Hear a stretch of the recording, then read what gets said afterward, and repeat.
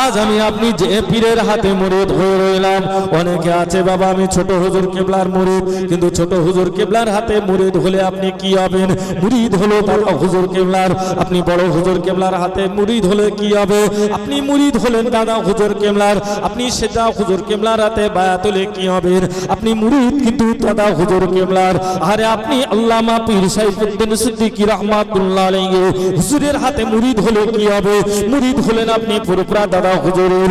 আর আল্লামা পীর নুরুদ্দিন সিদ্দিকী রাহমাতুল্লাহ আলাইহির হাতে আপনি বায়াত হলেন, মুরিদ কিন্তু আপনি দাদা হুজুর কেবলার। এ দুনিয়ার মানুষেরা, এ আমার মুরব্বিয়ান কিরামগণেরা, বাবারা শুনে রেখে দাও, জেনে রেখে দাও, মুরিদ কিন্তু আমরা সকলা দাদা হুজুর কেবলার। সব মুরিদ আমরা দাদা হুজুরের। এ দুনিয়া মানুষেরা, এ আমার মুরব্বিয়ান কিরামগণেরা, বাবারা শুনে রেখে দেন, জেনে রেখে দেন। আজ আমি আপনাদেরকে জানিয়ে যাব বাবা।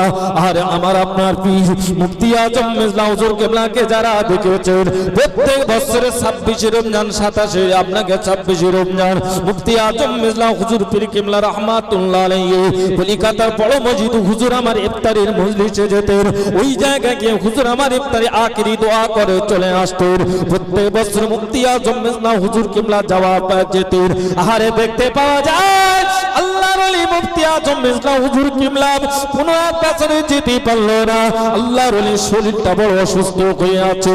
মুফতি আজম মেজলা হুজুর কেবলা শরীরটা বড় অসুস্থ হয়ে আছে। ওই সময় দেখতে যা পাওয়া যায় হুজুরের বড় সাহেবজাদা পীর আল্লামা বড় সাহেবজাদা পীর আল্লামা সাইফুদ্দিন সিদ্দিকী রাহমাতুল্লাহ আলাইহি হুজুর কেবলাকে পাঠালেন। এ দুনিয়া মানুষেরা, এ আমার মুরব্বিয়ান কিরামগণেরা, আমার মুফতি আজম মেজলা হুজুর কেবলার খলিফা মুফতি আজম মেজলা হুজুর কেবলার ভক্ত। আরে তার নাম হলো শরফুদ্দিন, বাড়ি হলো হাওড়া জেলা মুন্সিরহাটে তার বাড়ি। তিনিও একজন আলেম মাওলানা সাহেব। তিনি চিন্তা করতেন প্রত্যেক বছর মুফতি আজম মেজলা হুজুর কেবলা কলিকাতায় আসতেন দুয়ার মজলিস দিয়ে। মেজো হুজুর কেবলা আতর এবং সুরমাটা বড় পছন্দ করতেন।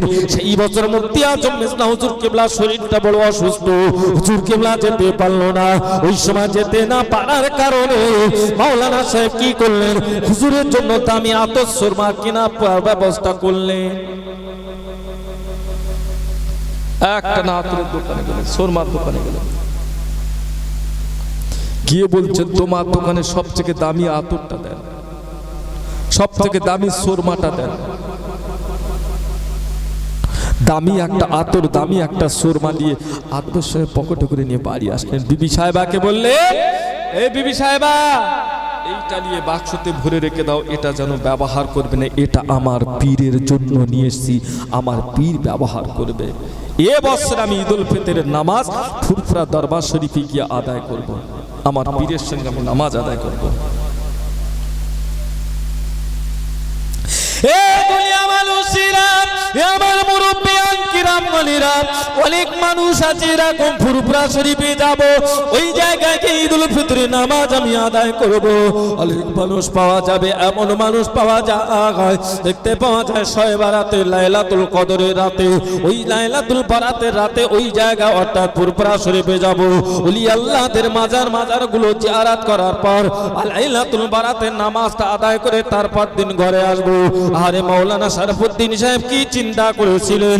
ঈদুল ফিতরের নামাজটা আমার পীরের সঙ্গে গিয়ে ফুরফুরা দরবার শরীফে আমার পীরের সঙ্গে আমি আদায় করব, এবং এই দামি আতর সুরমাটা নিয়ে আমার পীরকে আমি দেব।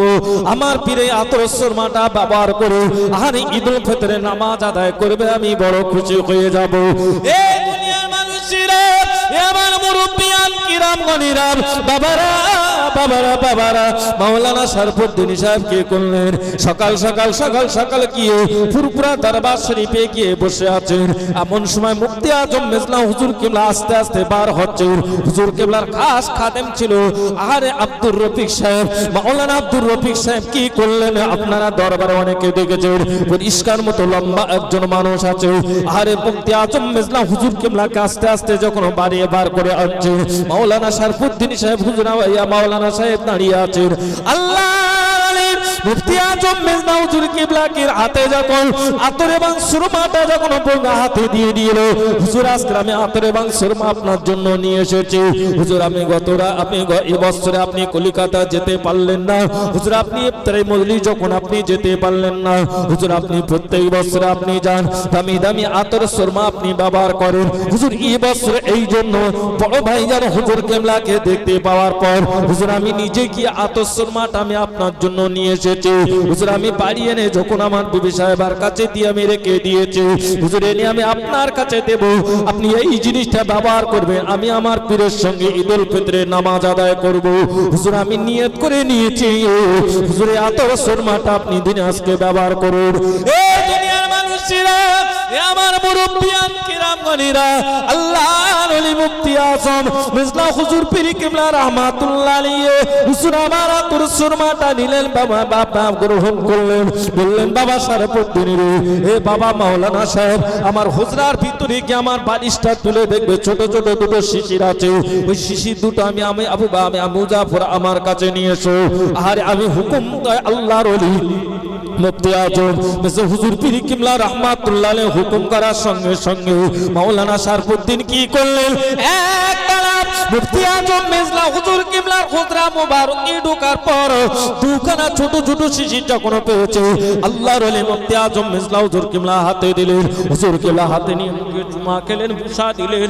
এ বাবা মাওলানা সাহেব আমি তোমার আতর সুরমা আমি গ্রহণ করলাম, বাবা তুমি আমি তোমার পীর, তুমি আমাকে ভালোবেসে মহব্বত করো, আজকে তুমি দামি আতর সুরমা নিয়ে এসে আমি গ্রহণ করলাম, কিন্তু আজকের দিনে বাবা তোমার আতর সুরমা আমি ব্যবহার করব না, আজকে এই আতর সুরমাটা আমি ব্যবহার করব। তাহলে কেন শোনো এ বাবা মাওলানা সাহেব রে, আমি গত রাত্রি পবিত্র ঈদুল ফিতরি রাতে চাঁদ রাত্রে যেটা আমি আপনি বলি, এই রাতে নামাজ কালাম আদায় করার পর আমি রাসূলুল্লাহ শানে মহব্বতের সঙ্গে যখন আমি দরুদ শরীফ পড়ছি, আল্লাহ নবী সহ্য করতে পারল না, মদিনার সবুজ গম্বুজে খাদরা থেকে আমি আবু জাফর আমার কাছে এসে বললেন, এ বাবা আবু জাফর আমি রাসূলুল্লাহ হাবিবুল্লাহ তুমি আমাকে এতই প্যার করো, মহব্বত করো, ভালোবাসো বাবা, আমি মদিনার সবুজ গম্বুজে খাদরার ভেতর আমি থাকতে পারলাম না, আরাম করতে পারলাম না, এলা বাবা তোমার জন্য দুটো জিনিস আমি নিয়েছি, এক হলো আতর আর সুরমা, এই জিনিসটা ব্যবহার করে আগামী কাল সকালবেলা ঈদুল ফিতরের নামাজটা আদায় করবে। আর একবার জোরে বলুন সুবহানাল্লাহ। এ বাবা, এ বাবা মাওলানা সাহেব রে, শুনে কি দাও, জেনে কি দাও বাবা, আজকের দিনে যদি তুমি আমাকে 1500 টাকা 1500 টাকা কেন যদি 1.5 লক্ষ টাকা দামের আতর সুরমা যদি আমাকে দাও, আমি আবু জাফর গ্রহণ করলাম, কিন্তু ব্যবহার করব না, আমার রাসূলুল্লাহ হাবিবুল্লাহ দেওয়া আতর সুরমাটা ব্যবহার করি, আমি আবু জাফর আজকে দিনে পবিত্র ঈদুল ফিতরের নামাজ আমি আদায় করব। সেই সিলসিলার মুরিদ,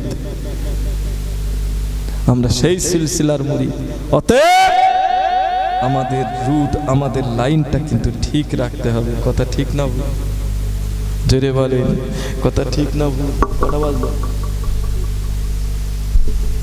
আমাদের রুট কিন্তু আলাদা করলে হবে না, আমাদের রুট কিন্তু আলাদা করলে হবে না। দাদা হুজুর কিবলা হক, বেশক দাদা হুজুর কিবলা হক, এই হক সিলসিলা থেকে একবার যদি পা যদি স্লিপ খেয়ে যায়, খবরদার স্লিপ খাওয়াবেন না। আমি আপনি এইখানে থেকে বারাসাত পর্যন্ত গেলাম, বারাসাত থেকে ট্রেনে উঠে আমি যাবো কোথায় শিয়ালদা, তা মধ্যিখানে যদি দমদমে স্টেশনে নেমে যাই, ট্রেনের দোষ না আমার দোষ? ট্রেনের দোষ না আমার দোষ? আমি কেন পাকাওয়ালা করে নেমে গেলাম?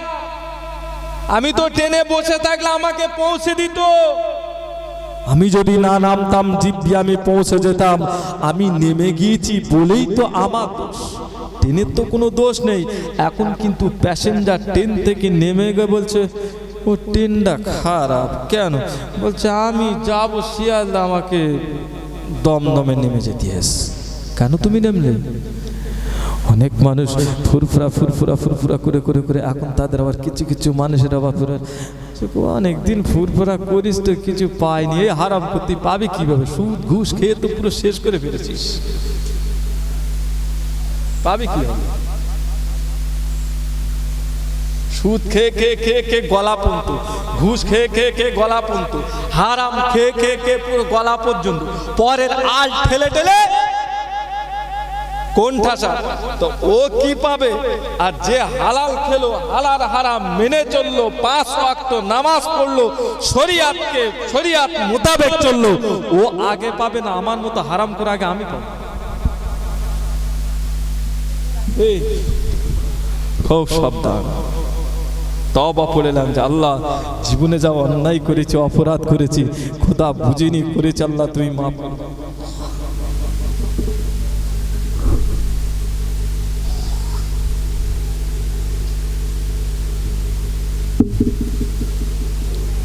খোদা জীবনে যা অন্যায় করেছে আল্লাহ বুঝতে পারিনি, সুদ ঘুষের আওতায় আর যাবো না, ঘুষির আওতায় যাবো না, পরের আল ঠেলবো না। এখন তো আর হাজি সাহেবদের ভেতরে কিছু কিছু আবার 2 নম্বরই ঢুকে গেছে, কি বুঝলেন? ওরে বাপ রে বাপ, ওপরে ওর জমি নিচু আর অন্যের জমি উঁচু, পানি কিভাবে আসবে হাজি সাহেব ভালো জানে। এই গর্ত ভেতর দিয়ে করে গেলে আর কোন উপরে লাল, ঠিক আছে বলছে কি ব্যাপার হাজি সাহেব? বলছে এটা কারামতি। বলে আল্লাহ রহমত আছে, তুমি রহমতের তলা ফুটো করে দিয়েছ, খবরদার নয়, ভালো হবে। আল্লাহ পাক আমাদের সকলকে হেফাজত করেন, নেক আমল করার তৌফিক দান করেন, বলুন আল্লাহুম্মা আমিন। আর একবার জোরে বলুন আল্লাহুম্মা আমিন। সব আমরা ভালো মানুষ, সব আমরা ভালো মানুষ। এ দুনিয়ার মানুষেরা, এবার আমি সংক্ষেপ করে বলে আসবো, আর আমি আপনাদের কাছে সময় বেশি দেব না বাবা। আর আল্লাহ নবী দিন দুনিয়ার বাদশাহ হাবিবুল্লাহকে সরওয়ারে কায়নাত নবী আমার সোনা জবানে জানিয়ে দিয়েছেন, এই জায়গায় বসে থাকা মানে আল্লাহ নবী জানিয়ে দিয়েছেন, যারা মিলাদুন নবী কায়েম যারা করলো এরাও জান্নাতে, যারা মিলাদুন নবীকে সম্মান করলো এরাও জান্নাতি, মিলাদুন নবীকে দিয়ে যারা তাজিম করলো এরাও জান্নাতে, মিলাদুন নবীতে যারা দিরহাম টাকা পয়সা খরচ করলো এরাও জান্নাতে। আজ আমি আপনি এমন একটা জায়গায় বসেছি, এই জায়গায় আমি আপনি নবীর প্রেমিক হয়ে বসে আছি। উম্মতে মুহাম্মাদীর পরীক্ষাটা কিভাবে করেছেন তাহলে শুনে রেখে দেন। এই দুনিয়ার মানুষেরা, আমার মুরব্বিয়ান কিরাম মুনিরা, বাবারা বাবারা বাবারা, আজ আমি আপনাদেরকে জানিয়ে যাব বাবা। আরে শেরে খোদা আলী ও মুর্তজা রাদিয়াল্লাহু তাআলা আমার কথা একটু আমি লাস্টে বলে যাব, তার আগে আপনাদের আজকের দিনে জানিয়ে দিই এই জায়গা বসলে কি পাওয়া যাবে সবই তো শুনলেন। নামাজ আমি আপনি পড়ি, রোজা আমি আপনি রাখি, কিন্তু কবরের সামানপত্র নামাজ রোজা হজ যাকাত এটা জানি, কিন্তু আজ আমি আপনি নামাজ পড়ি, নামাজটা আমার ঠিক হচ্ছে কিনা এটা কিন্তু আমি আপনি জানি না, রোজা আমার আপনার ঠিক হচ্ছে কিনা সেটাও তো আমি আপনি জানি না। আল্লাহ নবীর প্রাণ প্রিয় দ্বিতীয় সাহাবী হযরত ওমর ফারুক রাদিয়াল্লাহু তাআলা আমার, এ দুনিয়া মানুষেরা, এক মাস রমজান শরীফের রোজা রাখার পর আল্লাহ নবী দিন দুনিয়া বাদশাহ হাবিবুল্লাহকে সরওয়ারে কায়নাত নবী আমার পবিত্র ঈদগাতে ময়দানে গিয়ে আল্লাহ নবী সাহাবায়ে কেরামদেরকে দেখতে পেলেন, কিন্তু হযরত ওমর ফারুককে দেখতে পেলেন না। আল্লাহ নবী সাহাবী হযরত আবু বকর সিদ্দিক রাদিয়াল্লাহু তাআলাকে বললেন, আর সাহাবী কেরামদেরকে বললেন, বাবারা বাবারা আমার ওমর কোথায় আছে? আমি আমার ওমরকে তো দেখতে পাই না। আল্লাহ নবী সাহাবী হযরত ওমর ফারুকের খোঁজে চলে যাও। ওই সময় গিয়ে দেখলেন আল্লাহ নবী সাহাবায়ে কেরামরা গিয়ে কি দেখেছিল, আল্লাহ নবীর সাহাবী দ্বিতীয় খলিফা হযরত ওমর ফারুক রাদিয়াল্লাহু তাআলা আমার ঘরে দরওয়াজা দিয়ে তো কান্না কাঁদছে, কেঁদে কেঁদে কেঁদে কেঁদে কেঁদে যারে যার হয়ে যায়। আল্লাহ নবীকে এসে বসা হলো, ইয়া রাসূলুল্লাহ কে ইয়া হাবিবাল্লাহ, হুজুর গো বেয়াদবি মাফ করে দেন, ক্ষমা করে দেন। আপনার সাহাবী ওমর ঘরে দরওয়াজা দিয়া তো কান্না কাঁদছে, কেন আমার ওমরের মনে এমন কি দুঃখ হলো, বেদনা হলো? আরে জামি রাসূলুল্লাহ আজকে আমার কথা বলে ওমরকে আসতে বলো। আল্লাহ নবী সাহাবী হযরত ওমর ফারুক যখন খবর পেল আল্লাহ নবীর সামনে সে দাঁড়িয়ে আছে, ইয়া রাসূলুল্লাহ কে ইয়া হাবিবাল্লাহ, হুজুর গো বেয়াদবি মাফ করে দেন, ক্ষমা করে দেন। আমি রমজান শরীফের 30টা রোজা আমি রাখলাম, জানি না আল্লাহ দরবারে কবুল হয়েছে কিনা। যদি রোজাটা আমার আল্লাহ দরবারে কবুল যদি হয় তাহলে আল্লাহ পাক আমাকে দয়া করে জান্নাত আমাকে দেবে। আর যদি কবুল যদি আল্লাহ রোজাটা যদি কবুল হয় তাহলে দিনে আজকে দিনে 1 মাস রমজান শরীফে রোজা রাখার পর আজকে আমার আনন্দটা হবে। যদি আমার রোজা যদি আল্লাহ দরবারে কবুল যদি না হয় তাহলে আজকে দিনে আমার আনন্দটা কোথায় যাবে, কি হবে? হুজুর আজকে দিনে তো আমার আনন্দ হওয়ার কথা না।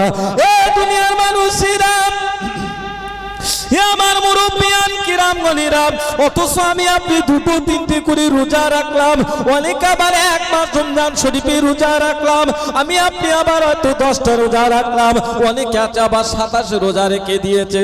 আবার অনেকে বলে কিনে রোজা রাই না, বলে ঈদগাহ ময়দানে যাওয়ার জন্য একটা রাখবা কোনি লাস্টের দিকে, ও যেন নানি দাদির গল্প হচ্ছে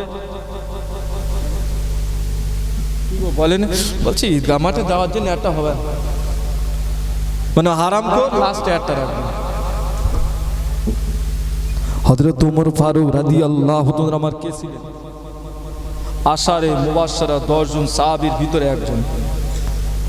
রাসূল যাকে সার্টিফিকেট প্রদান করে দিয়েছিল যে ইন্তেকালের পরে আল্লাহ তাআলা জান্নাত দিয়ে দেবেন, জোরে বলবেন না সুবহানাল্লাহ।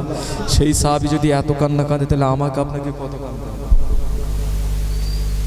বলবে হুজুরও বলা যাবে না, বলা যাবে না।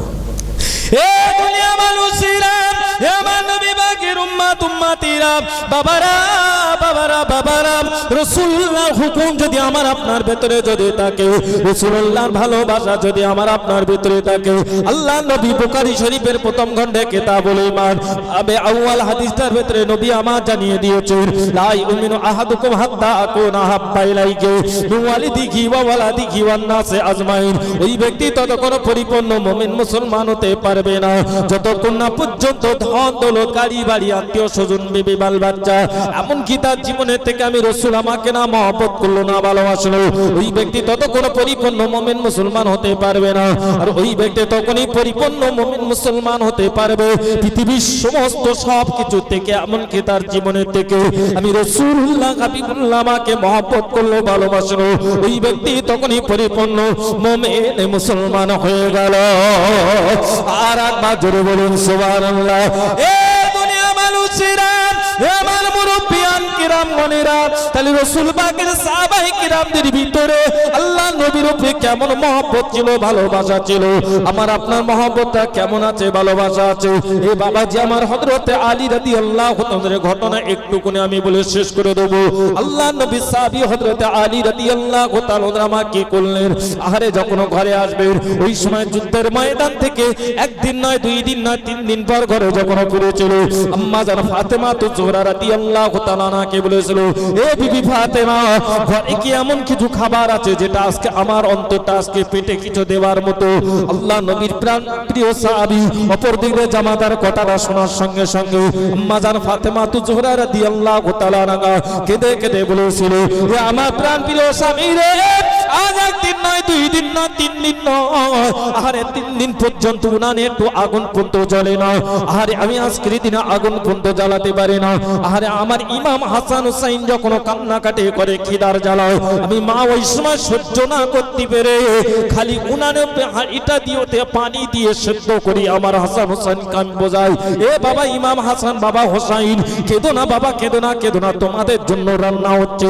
আমার বাচ্চা কাঁদতে কাঁদতে কাঁদতে কাঁদতে ঘুমিয়ে পড়তো, আর এইভাবে আমার 3টি দিন পার হয়ে যায়, পার হয়ে যায়, পার হয়ে যায়।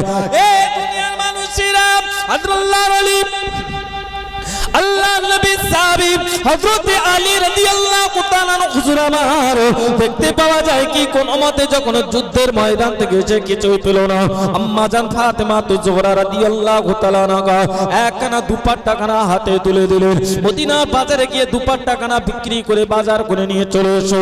ওই সময় দেখতে পাওয়া যায় কি মদিনার বাজারে গিয়ে যখন দুপাট্টাটা বিক্রি করলেন, বিক্রি করার সঙ্গে সঙ্গে 6 দিরহামে আপনার 6 দিরহামে বিক্রি করার পর আল্লাহ নবীর প্রাণ প্রিয় সাহাবী যখন বিক্রি করার পর পেছন ফেরালেন, সঙ্গে সঙ্গে দেখতে পেলেন একজন ভিক্ষুক দাঁড়িয়ে আছে।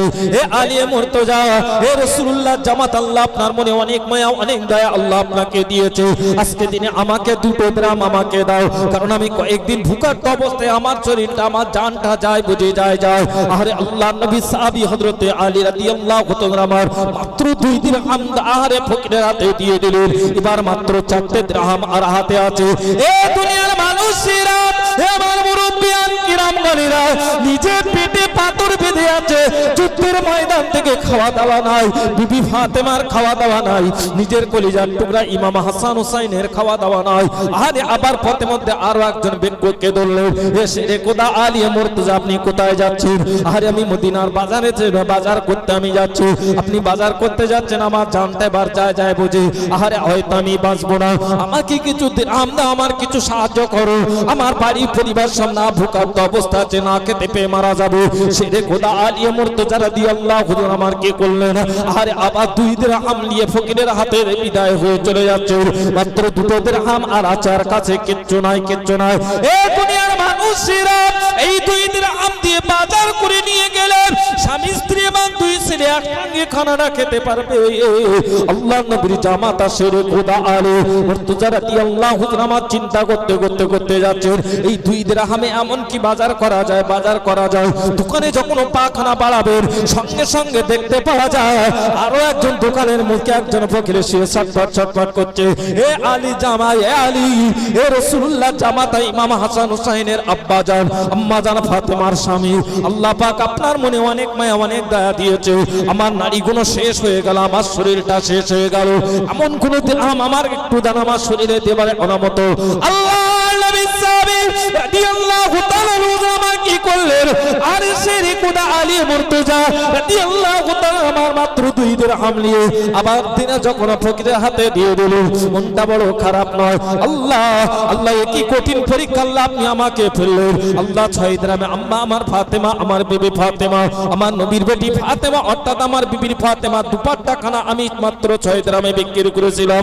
আল্লাহ আপনার বান্দারা ভুকার দবা 6 দিরহাম আল্লাহ আমি আবার দান করে দিলাম। এই না দেওয়ার পরে মনটা সংকোচ করে নিয়ে চলে আসছেন। আমি ফাতেমার কাছে কি এমন কি কথা আমি বলতে পারি, বোঝাতে পারি? আমার তাই নয়, আমার হাসান হোসেন আমার কলিজার টুকরা এরা তো খাওয়া দাওয়া নাই।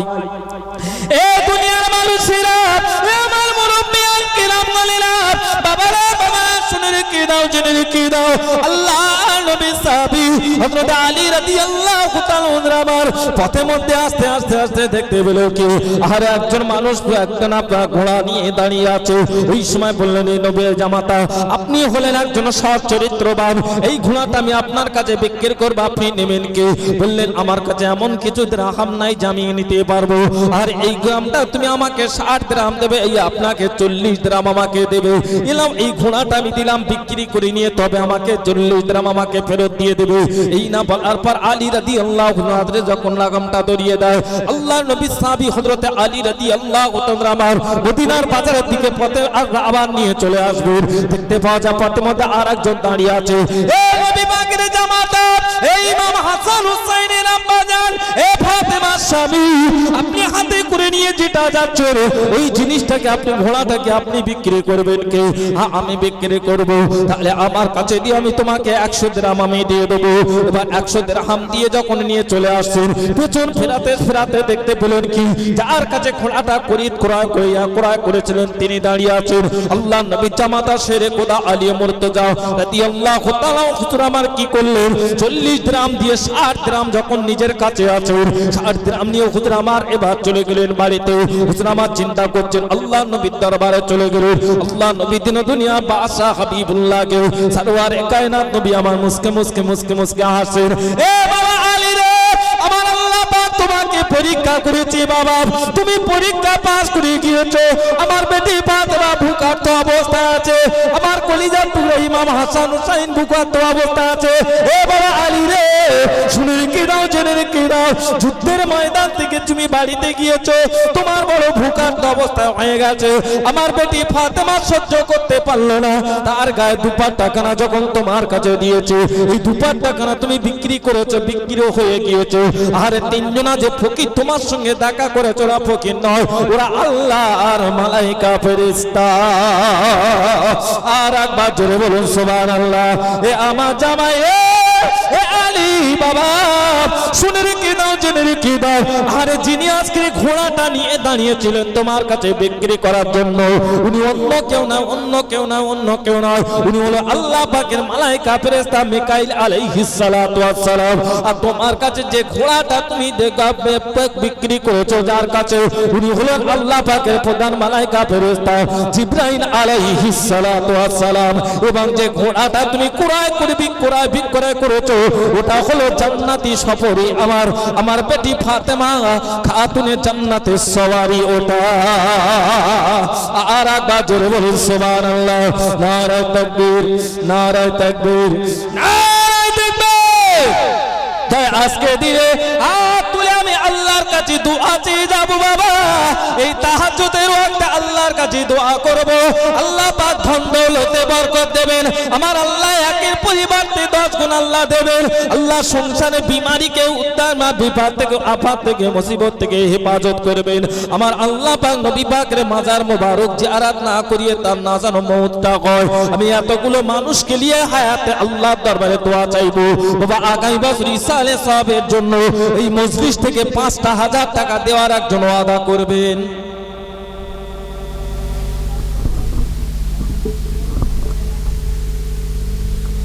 একজনা ব্যক্তি 5,000 টাকা এই কবুলিয়াতের সময় আমি খাস করে তার জন্য জান ধরে দোয়া চাইব। সে বয়স্ক হোক আর ইয়ং ছেলে হোক আর মুরব্বী হোক আর জি হোক, একজনা ব্যক্তি 5,000 টাকা। একটা ব্যক্তির হাতকে আমি তাহাজ্জুদের ওয়াক্তে একটু দেখতে চাই।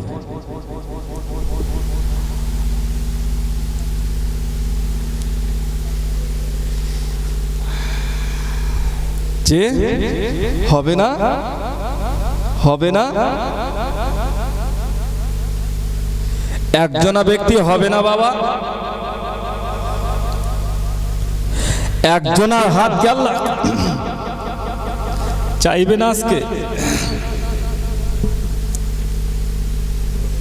কি গো, একটা মানুষ কি আগামী বছর ইসালে সওয়াবের জন্য 5,000 টাকা 1 বছর পরে লোব বলতে পারবেন না? 1 বছর পরে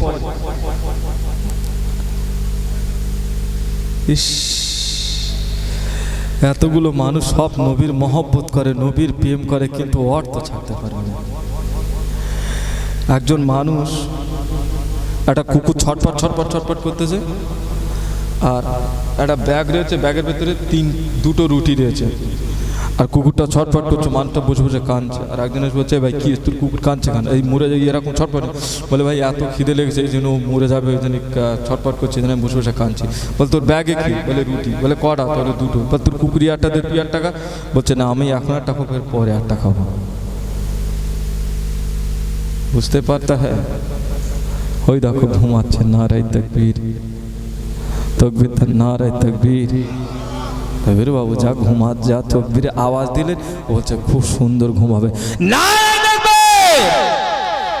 1 বছর পরে 5,000 টাকা দেনেওয়ালা একজন একটু হাত তুলে বলবেন যে হুজুর 1 বছর পরে 5,000 টাকা আমি দেবো, আপনি আমার নামটা লিখে দেন।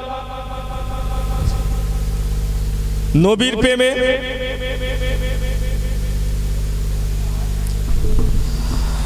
ইস 4,000 টাকা দেনেওয়ালা একজন ব্যক্তি হবে। আমি একটা বড় লোক, 4,000 টাকা, মাশাআল্লাহ। কি না?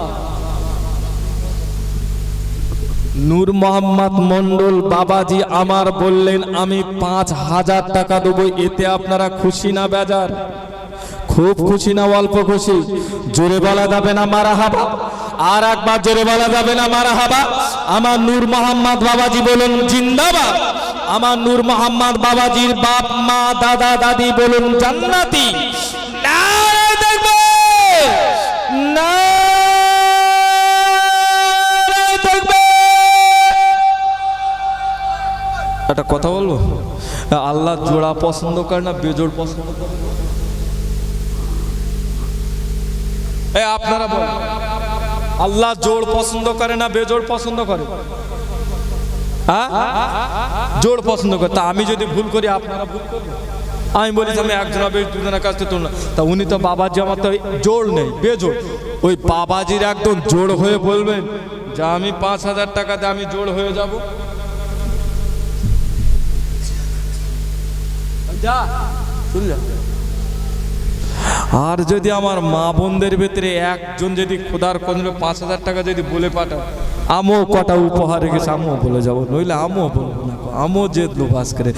আর একজনে আমার বাবাজির সঙ্গে হয়ে বলবেন হুজুর আমি 5,000 টাকা দেবো, আপনি দোয়া করেন তাহাজ্জুদের ওয়াক্তে। আর একজনের হাতকে আমি দেখতে চাই, আমি একটু খাস করে প্রাণ ভরে জান ভরে এতগুলো মানুষ আমি দোয়া চাইবো। ওই বাবাজির একজন জোর শুধু হবে, আর একজনা বলবেন হুজুর আপনি দোয়া করতেন আমি 5,000 টাকা। আর একজনা